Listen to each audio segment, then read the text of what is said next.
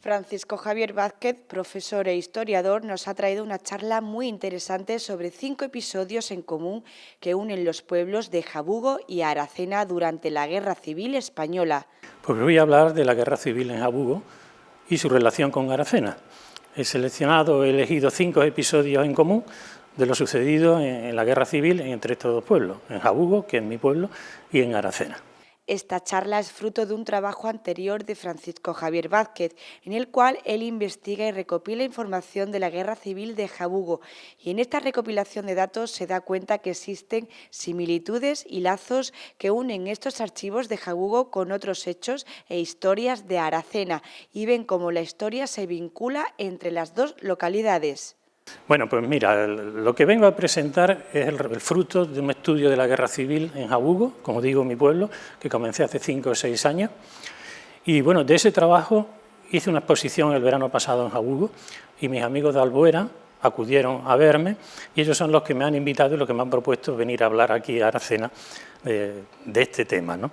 Pero claro, me pareció oportuno que hablar solo de la Guerra Civil de Jabugo en Aracena podía no tener todo el interés, ¿no?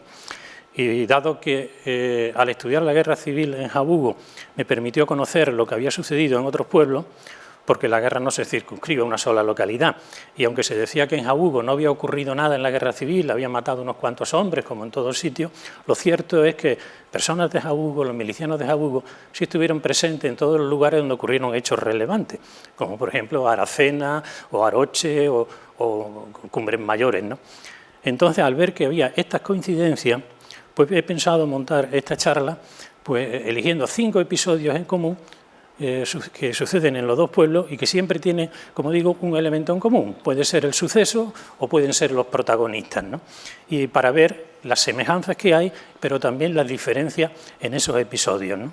Además de la recopilación de archivos y datos históricos, este trabajo ha sido completado con testimonios, poniendo sobre papel esas historias y sucesos que vivieron durante la Guerra Civil esos testigos, donde su voz ha sido escuchada y se ha podido recoger esta información para que perdure en el tiempo.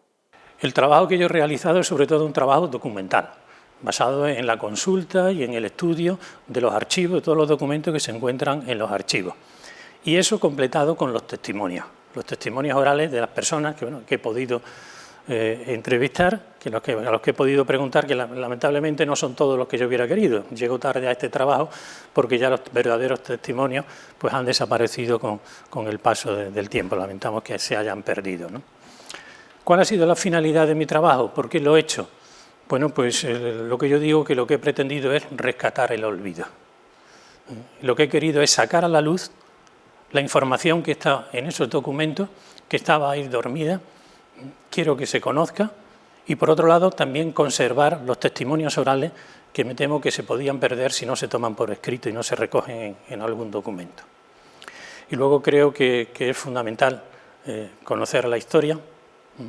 La historia pertenece a los pueblos y los pueblos tienen derecho a conocer su historia. Es fundamental conocer la historia de nuestros antepasados, saber qué vivieron y cómo la vivieron. Conociendo esas historias, conocemos también la historia de los pueblos, y los pueblos tienen derecho a conocer su historia.